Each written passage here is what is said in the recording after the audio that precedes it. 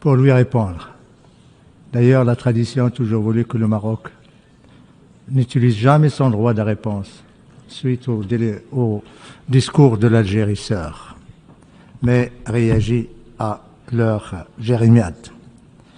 Monsieur le Président, mon collègue algérien a bien voulu nous présenter les condoléances et la solidarité de son pays. J'aurais tant voulu, chers collègues, que les moments qui traversent le Maroc, le deuil de ces familles, les décès, les milliers de morts, les milliers de blessés, les destructions, vous aurez incité à garder le silence, à respecter le moment, et comme vous le dites, à être solidaire.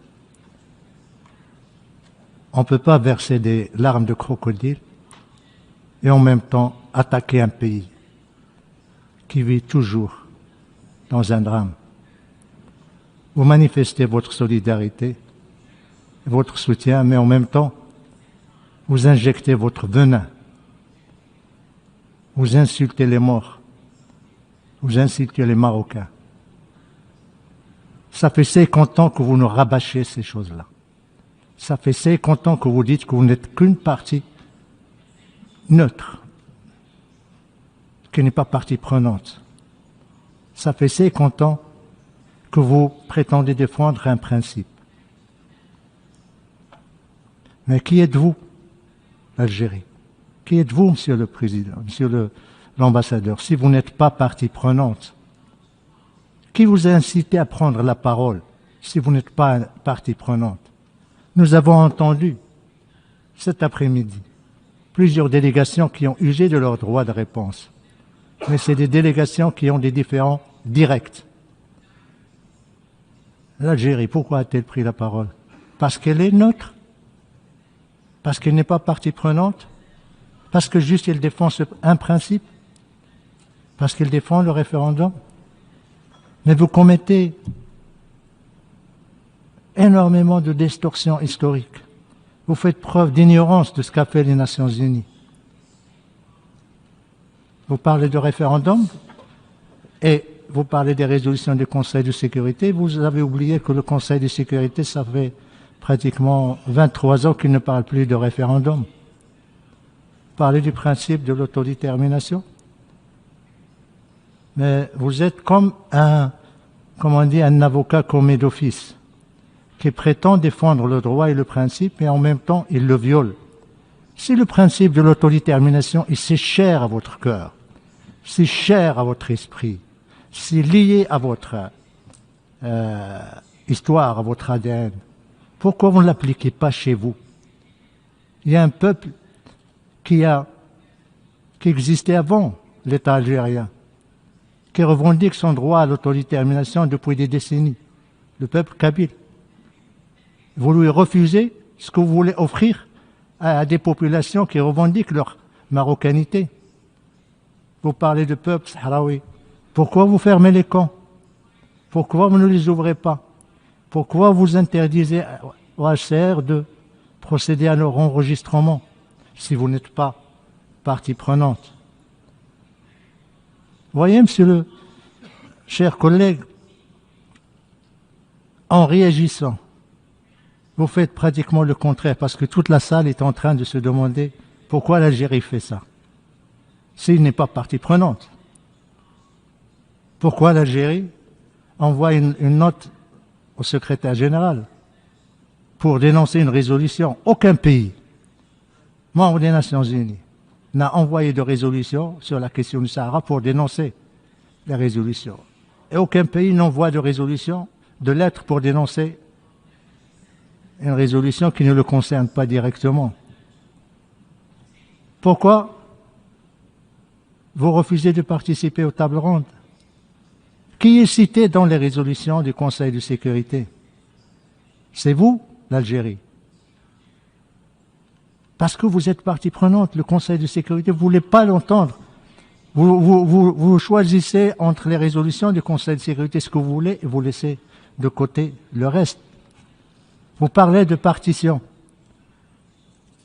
J'ai ici une lettre de votre ancien collègue, M. Bali, 22 2002, 22 juillet, où il dit « L'Algérie demeure disposée à examiner la proposition concernant une possible partition du territoire du Sahara entre le peuple sahraoui et le Royaume du Maroc. » La réponse du Maroc a été le même jour, cinglante. « No, jamais de partition avec qui que ce soit, jamais de division du peuple, des populations du Maroc, de leur région du Sud. » Vous distorsionnez l'histoire et vous voulez paraître comme une partie qui n'a pas d'intérêt direct, mais vous êtes concerné, vous êtes responsable. Si le problème du Sahara continue 50 ans après, c'est à cause de vous. Et vous continuez toujours à prétendre que vous n'êtes rien, vous n'êtes pas responsable, vous n'avez rien à faire. C'est les Nations Unies. Mais les Nations Unies vous disent, venez aux tables rondes. Pourquoi vous ne venez pas? Les Nations Unies adoptent des résolutions, vous les rejetez. Vous parlez des résolutions de l'Assemblée générale, les dernières résolutions depuis des décennies ne parlent pas de référendum. Vous êtes en train d'induire en erreur, de mentir à l'Assemblée générale, mentir à la communauté internationale, comme vous avez menti à ces populations que vous avez transportées par la force dans les camps de Tindouf pour leur miroiter l'indépendance, une indépendance chimérique, pour créer une entité fantoche qui ne dépend que de vos services de renseignement. Voilà l'Algérie. L'Algérie qui présente ses condoléances et qui exprime sa solidarité. Mais en même temps, c'est l'Algérie qui veut saper l'unité du Maroc. C'est l'Algérie qui, depuis 50 ans, ne fait que armer, financer, diriger un mouvement séparatiste, groupe armé, qui a en plus des connexions avec le terrorisme international.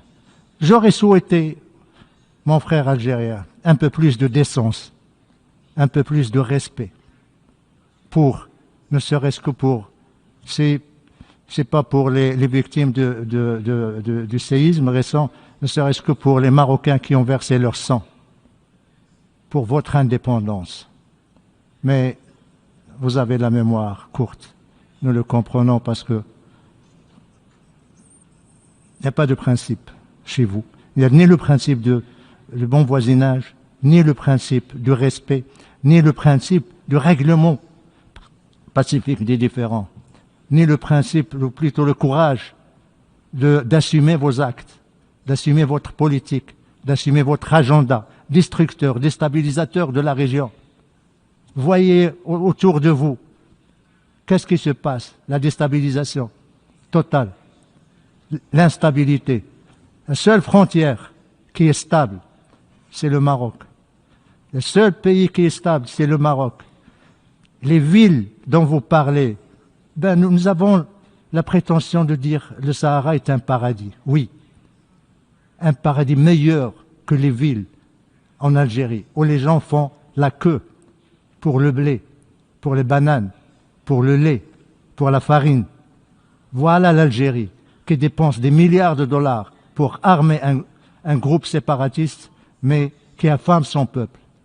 Lisez le rapport de l'envoyé de l'expert spécial sur la liberté de rassemblement qui vient de publier son rapport il y a une semaine après sa visite en Algérie, où il décrit la limitation de liberté de mouvement, les emprisonnements, les accusations fallacieuses contre les militants du Hirak.